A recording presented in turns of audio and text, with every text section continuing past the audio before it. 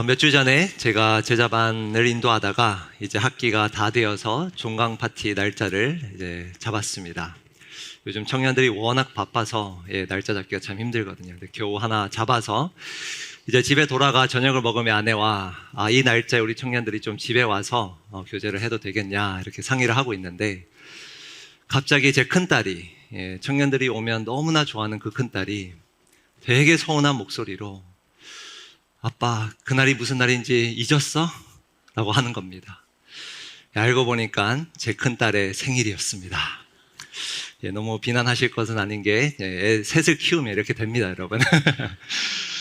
그래서 제가 잘 타이르며 겨우 잡은 날짜라서 하루만 빨리 생일 파티를 하자, 그리고 함께 또 청년 언니 오빠들과 또 시간을 보내자 했지만 결국 딸의 눈물 앞에서 그 종강 일자가 연기되었습니다.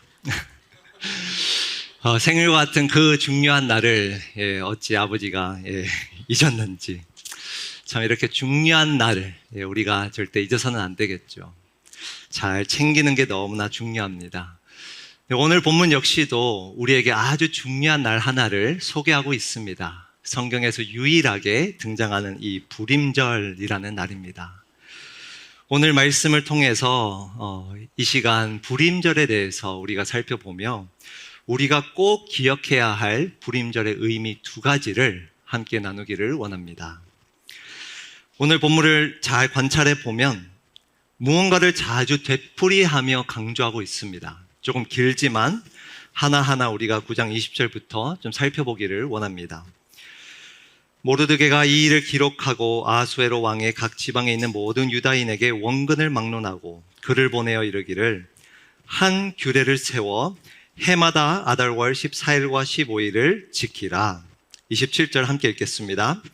뜻을 정하고 자기들과 자손과 자기들과 화합한 자들이 해마다 그 기록하고 정해놓은 때 이 두 날을 이어서 지켜 패하지 아니하기로 작정하고. 또 29절입니다. 아비하일의 딸 왕후 에스더와 유다인 모르드게가 정권으로 글을 쓰고 불임에 대한 이 둘째 편지를 굳게 지키게 하되, 사실 번역이 좀 아쉬운데 원어로 보면 편지를 써서 굳게 지키게 하였다라는 뜻입니다. 그리고 31절에 또 이런 표현이 등장합니다. 정한 기간에 이 불임일을 지키게 하였으니 이는 유다인 모르드게와 왕후 에스더가 명령한 바와 유다인이 금식하며 부르짖은 것으로 말미암아 자기와 자기 자손을 위하여 정한 바가 있음이더라. 또 마지막으로 32절 함께 읽겠습니다. 에스더의 명령이 이 불임에 대한 일을 경고하게 하였고 이 일이 책에 기록되었더라. 오늘 본문 9장에 보면 아까 제가 색깔로 표시를 했지만 아쉽게도 개역개정에서 뚜렷하게 보이진 않지만 원어로 보면 무언가를 지키게끔 하다라는 이 히브리어 동사가 무려 7번이나 등장합니다. 무언가를 지키게 하다. 무엇을 보여주는가? 9장 19절까지는 이 불임절의 시작 배경을 보여줍니다. 그리고 그 이후 오늘 본문에서는 이 불임절을 반드시 지킬 것을 여러 번 반복하고 있습니다. 반드시 지켜라. 도대체 이 불임절이 무엇이길래, 어떠한 의미가 이 불임절 안에 담겨져 있길래 하나님은 에스더서를 마치시며 이 절기를 지킬 것을 이렇게 반복하며 말씀하고 계실까요? 22절 말씀입니다. 이달 이날에 유다인들이 대적에게서 벗어나서 평안함을 얻어 슬픔이 변하여 기쁨이 되고 애통이 변하여 길한 날이 되었으니. 왜 불임절을 지킬 것을 강조할까요? 이날에 유다인들이 대적에게서 벗어나 평안함을 얻었고 슬픔이 변하여 기쁨이 되고 애통이 변하여 길한 날, 축제가 되었다고 이야기하고 있습니다. 이것은 무슨 뜻일까요? 24절 우리 함께 읽겠습니다. 곧 아각 사람 함므다다의 아들 모든 유다인의 대적 하만이 유다인을 진멸하기를 꾀하고 부르 곧 제비를 뽑아 그들을 죽이고 멸하려 하였으나. 우리가 지금까지 이 에스더서를 큐티하며 이 이야기가 무엇인지 잘 압니다. 그런데 오늘 에스더 기자는 24절에 이렇게 기록하고 있어요. 하만이 유다인을 진멸하기를 꾀하고 그냥 그들을 죽이고 멸하려 했던 것이 아니라 부르 곧 제비를 뽑아. 이 표현이 중요합니다. 부르 곧 제비를 뽑아. 이것은 3장 7절에 있는 내용을 이야기하고 있어요. 아수에로 왕 제12년 첫째 달 곧 니산월에 무리가 하만 앞에서 날과 달에 대하여 부르 곧 제비를 뽑아. 이 구절에 원어로 보면 사실 이 무리라는 주어는 없습니다. 누가 제비를 뽑았는지 밝히진 않지만 아마도 추측건데 당시 왕을 섬겼던 주술사가 뽑았을 것으로 추정됩니다. 왜냐하면 당시 페르시아 제국에서는 이처럼 날짜를 정하기 위하여 부르, 제비를 뽑는 일은 흔했습니다. 왕이 전쟁에 나갈 때 어느 날에 내가 전쟁에 나갈까? 그러면 제비를 뽑아서 그 날을 정하곤 했습니다. 그런데 이 부르라는 단어가 매우 재밌습니다. 이것은 사실 히브리어가 아닙니다. 바벨론 단어에서 나온 운명이라는 단어를 뜻하는 부르라는 단어입니다. 제비라는 히브리어 단어는 별도로 있지만 에스더서는 부르라는 표현을 사용하고 있어요. 왜 그런가?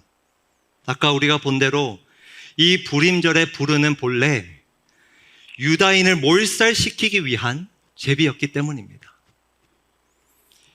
이것이 이들의 운명이었어요. 그런데 어떻게 되었는가?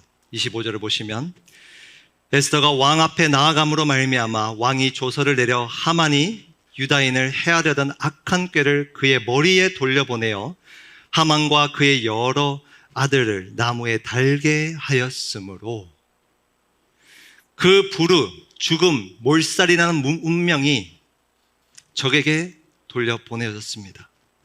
그렇게 하였으므로 26절에 보면 무리가 부르의 이름을 따라 이 두 날을 부림이라 하고, 부림은 사실 부르의 복수형입니다. 이 부림절 이름 안에 담기는 의미는 무엇인가? 슬픔과 애통, 죽음이라는 운명이 기쁨과 축제, 그리고 구원과 생명이라는 운명으로 바뀐 날입니다. 처음에는 죽음과 몰살을 위한 부르였지만 이후에 기쁨과 축제의 부르로 변화되었던 것입니다. 이들의 운명이 180도 완전히 바뀐 것입니다. 그런데 오늘 본문은 유다인의 운명만 이렇게 바뀌지 않았음을 알려주고 있습니다. 또 한 사람의 운명이 이와 같이 바뀌었어요. 아까 읽었던 10장 1절에서 3절 말씀입니다. 아수에로 왕이 그의 본토와 바다 섬들로 하여금 조공을 바치게 하였더라. 왕의 능력 있는 모든 행적과 모르드게를 높여 존귀하게 한 서적이 메대와 바사 왕들의 일기에 기록되지 아니하였느냐. 유다인 모르드게가 아수에로 왕의 다음이 되고 유다인 중에 크게 존경받고 그의 허다한 형제에게 사랑을 받고. 신기하게도 에스더서는 에스더가 아닌 모르드게의 이야기로 끝이 납니다. 시간상 다 읽진 않겠지만 에스더 1장 1절부터 여러분들이 다시 한번 읽어보시면 다시 에스더서는 아수에로 왕의 이야기로 시작됩니다. 그의 통치가 얼마나 어마어마했는가를 몇 구절을 할애해 묘사하고 있어요. 그런데 그 끝에는 물론 동일한 왕이 언급은 되지만 우리가 잘 읽어보면 모르드게가 얼마나 높여졌는가를 이야기하며 이 책은 끝을 냅니다. 모르드게는 죽을 수밖에 없었던 운명에 처했지만 그는 단순히 생존만 한 것이 아니라 오늘 말씀해 보니 그 페르시아 제국의 왕 다음의 자리까지 올라선 것입니다. 여러분, 이스라엘 백성과 모르드게는 어떻게 이런 놀라운 일을 겪었나요? 바로 하나님의 섭리 덕분입니다. 하나님의 섭리. 에스더서의 주제는 바로 이 하나님의 주권적인 섭리입니다. 이것이 이 책의 주제예요. 모든 상황을 다스리시며 그의 백성을 인도하시고 돌보시는 그 하나님의 섭리가 이 책에 가득합니다.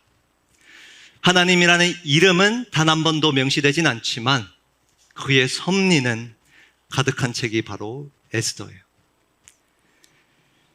그리고 이 불임절은 이 의미를 담고 있습니다. 어떠한 위기 속에서도 우리를 이끄시는 하나님의 섭리를 신뢰하라 라는 의미를 담고 있습니다. 어떠한 위기 속에서도 우리를 이끄시는 그 하나님의 섭리를 신뢰하라. 에스더서의 원독자, 원래 이 책이 기록되었던 그 수신자는 사실 명백하진 않습니다. 학자마다 좀 의견은 다르지만 아마도 그 당시에 아직까지 이스라엘 땅을 밟지 못하고 여전히 포로 생활을 하고 있었던 이스라엘 백성으로 추정이 됩니다.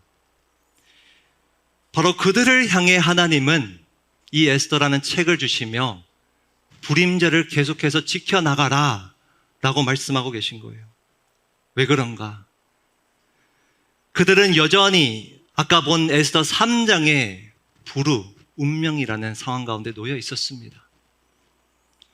그들은 여전히 그 힘든 포로 생활 속에서 불안에 떨며 살아가고 있었어요. 내가 과연 생존할 수 있을까? 내가 과연 하나님의 백성이라는 정체성을 가지고 살아가고 있을까? 뭐하러 이 불임절을 내가 지켜? 상황이 바뀌지 않는데 이런 생각 가운데 이런 위기에 놓인 그들에게 하나님은 이 말씀을 주신 것입니다. 하나님은 이 책을 통해서 불임절이 시작된 그 배경을 소개하시며 그들이 지금 처한 슬픔, 애통, 그 어려움이 훗날 기쁨과 축제로 바뀔 것을 말씀하고 알려주고 계신 겁니다. 현재 내 눈에는 보이지 않지만 하나님은 여전히 살아계시고 역사하고 계시고 우리를 돌보심을, 그분의 그 주권적인 섭리를 보여주고 계신 것입니다. 저와 여러분은 이들처럼 포로 생활을 하고 있지는 않지만 이 세상에 나그네로 살아가고 있습니다. 아무리 내가 선하게 살아도 여전히 이 세상은 악으로 넘쳐나고 아무리 내가 정직하게 살아도 이 세상은 여전히 불의로 가득합니다. 우리 눈에는 이 불임절을 지킬 필요가 없다고 판단됩니다. 하나님은 역사하지 않는다고, 내 눈에 그 하나님의 섭리가 보이지 않는다고 생각하며 살아갈 때에 하나님이 말씀해 주고 계신 거예요. 이 불임절을 지켜라. 그 슬픔과 애통이 언젠가 훗날 기쁨과 축제로 변할 것이다. 나의 섭리를 기억하고 신뢰하라 라고 말씀하고 계신 겁니다. 이 불임절은 어떠한 위기 속에서도 우리를 이끄시는 하나님의 주권적인 섭리를 신뢰하라고 말씀하고 있습니다. 그리고 더 나아가 우리의 이웃을 돌볼 것을 의미하고 있습니다. 하나님의 섭리를 신뢰하며 우리의 이웃을 돌보라고 말씀하고 계세요. 9장 22절 말씀입니다. 우리 함께 읽겠습니다. 이달 이날에 유다인들이 대적에게서 벗어나서 평안함을 얻어 슬픔이 변하여 기쁨이 되고 애통이 변하여 길한 날이 되었으니 이 두 날을 지켜 잔치를 베풀고 즐기며 서로 예물을 주며 가난한 자를 구제하라 하매. 이 불임절을 지키라고 명령하시며 또 다른 명령이 있습니다. 이날 그냥 잔치만 베풀고 즐기라가 아니라 22절 마지막 부분을 보면 서로 예물을 주며, 여기서 예물은 잔칫날의 음식입니다. 그 음식을 서로 나누며 그 나누는 대상에는 반드시 가난한 자를 포함시켜라 라고 명령하시는 거예요. 에스더서의 마지막 구절입니다. 10장 3절 말씀. 유다인 모르드게가 아하수에로 왕의 다음이 되고 유다인 중에 크게 존경받고 그의 허다한 형제에게 사랑을 받고 그의 백성의 이익을 도모하며 그의 모든 종족을 안위하였더라. 에스더서는 모르드게를 이렇게 소개하며 끝맺습니다. 그의 백성의 이익을 도모하며 그의 모든 종족을 아니하였더라. 마지막이 아니하였더라라는 표현 직역을 하면 안위를 위해 말하였다라는 뜻이에요. 안위를 위해 말하였다. 목소리를 내었다는 뜻입니다. 여러분, 모르드게는 그 엄청난 권력을 가진 이후에 무엇을 했는가? 그는 여전히 자기 백성을 돌보았습니다. 죽음의 위기 앞에서도 그가 아무런 권력이 없을 그때에도 백성을 위해 목소리를 내었고, 권력의 자리에서도 여전히 그는 백성을 위해 목소리를 내고 있었던 것입니다. 그의 백성을, 이웃을 돌보고 있었던 거예요. 이 구절을 우리가 그냥 지나치기 쉽지만 이스라엘 백성이 이 불임절날 가난한 자를 구제했다는 그 말씀, 또 모르드게가 그 권력의 자리에 오른 이후에도 여전히 백성을 돌보고 있었다는 이 말씀을 우리는 기억해야 합니다. 하나님께서 주권적인 섭리로 우리를 어떠한 위기에서도 건져내실 그때에 우리는 그 섭리를 신뢰할 뿐만 아니라, 그리고 기쁨 가운데 잔치를 열 뿐만 아니라 우리의 이웃을, 주변을 돌아볼 줄 알아야 합니다. 이것이 에스더와 모르드게가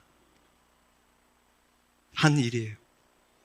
이들은 하나님의 섭리를 신뢰하며 그저 자기 안위만 생각한 것이 아니라 자기 안위를 하나님께 맡겨드리며 자기 백성을 돌보았던 것입니다. 하나님은 오늘 이 말씀을 우리에게 주시며 우리도 동일하게 이 불임절 날 하나님을 경험했다면, 그의 섭리 가운데 나의 슬픔이 기쁨이 되었다면 우리의 이웃을 돌보라고 말씀하고 계신 것입니다. 2주 후면은 우리 청년부에서는 컴패션 비전 트립을 떠납니다. 연초에 좀 갑자기 계획된 일이지만 하나님께서 지금까지 정말 순탄하게 모든 과정을 준비해 주고 계셨어요. 그런데 이 트립을 앞두고 제가 이 말씀을 묵상하며 우리 청년들을 위해서 기도하게 되는 것이 있습니다. 그곳에 가면 비전 트립은 사실 저희가 무언가를 해주기 위해, 섬기기 위해 가는 것은 아닙니다. 물론 작게나마 우리가 그 아이들을 무엇을 위해서 이렇게 하긴 하지만 주 목적은 선교를 하러 가는 것이 아니라 사실 보고 오는 것입니다. 말 그대로 비전 트립이에요. 그런데 제가 우리 청년들이 가서 그냥 가난만 보고 오는 것이 아니라 내가 얼마나 부하게 사는지 깨닫고 돌아오는 것이 아니라 그 가난이라는 위기 속에서 일하시는 하나님의 섭리를 보고 올 수 있기를 기도하고 있습니다. 그 가난이라는 위기 속에서 하나님을 신뢰하며 나아가는 그 아이들을 보며 나만의 비전이 아닌 하나님의 비전을 품기를 기도하고 있습니다. 분명 우리 한국의 청년들도 위기 가운데 살아가고 있다고 저는 판단하고 있습니다. 지금의 시대를 우리 청년들에게는 기회의 시대가 아닌 사실 생존의 시대입니다. 계속해서 이야기하고 있어요. 목사님, 언제까지 이렇게 투쟁하며 발버둥 치며 살아가야 할까요? 생존의 시대입니다. 그런데 어떠한 시대가 되었든 어떠한 환경이 되었든 불임절은 분명히 있는 줄 믿습니다. 전지전능하신 그 하나님께서 완전한 섭리 가운데 우리를 이끌고 계신 줄 믿습니다. 저는 우리 청년들이 바로 그 하나님을 신뢰하며 자기 앞길만, 자기 생존만 놓고 비전을 품는 것이 아니라 정말 이웃을 돌볼 줄 아는 그러한 하나님 나라의 비전을 품고 돌아오길 기도하고 있습니다.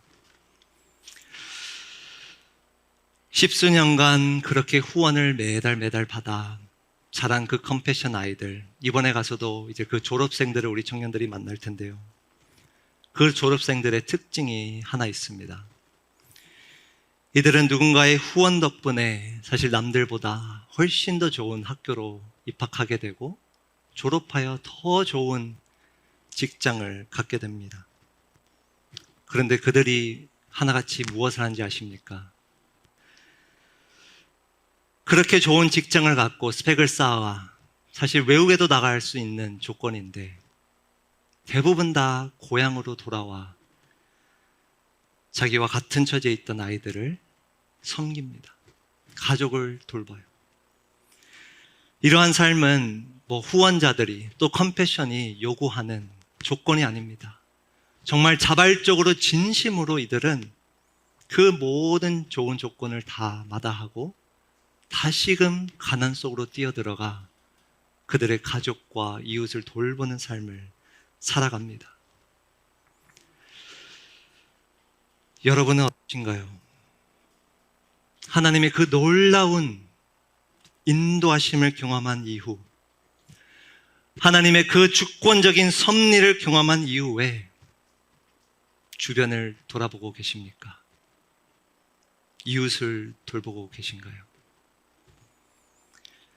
아니면 나만의 잔치에서만 머물며 하나님이 주신 그 예물을 쥐고 있지는 않습니까?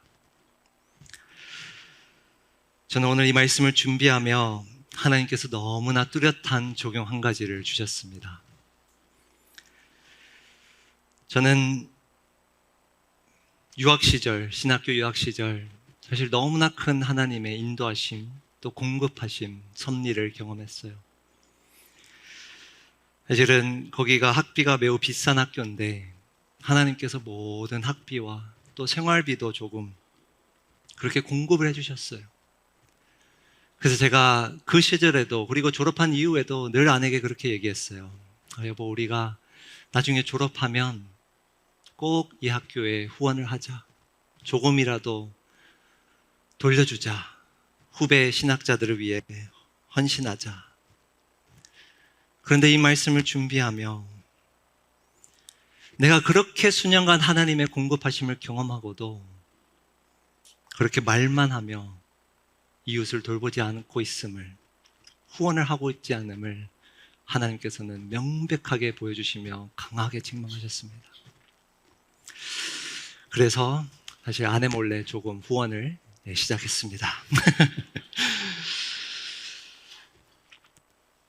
성도 여러분, 우리가 하나님의 그 놀라운 은혜를 경험한 이후, 불임절의 축제를 경험한 이후, 나의 모든 슬픔과 애통과 아픔을 하나님께서 기쁨과 찬양과 축제로 바뀌어주신 그 이후에 정말 하나님의 섭리를 신뢰할 뿐만 아니라 우리의 주변을 돌아봐 우리의 이웃을 돌보고 사랑하는 저와 여러분이 되시길 주님의 이름으로 기도합니다.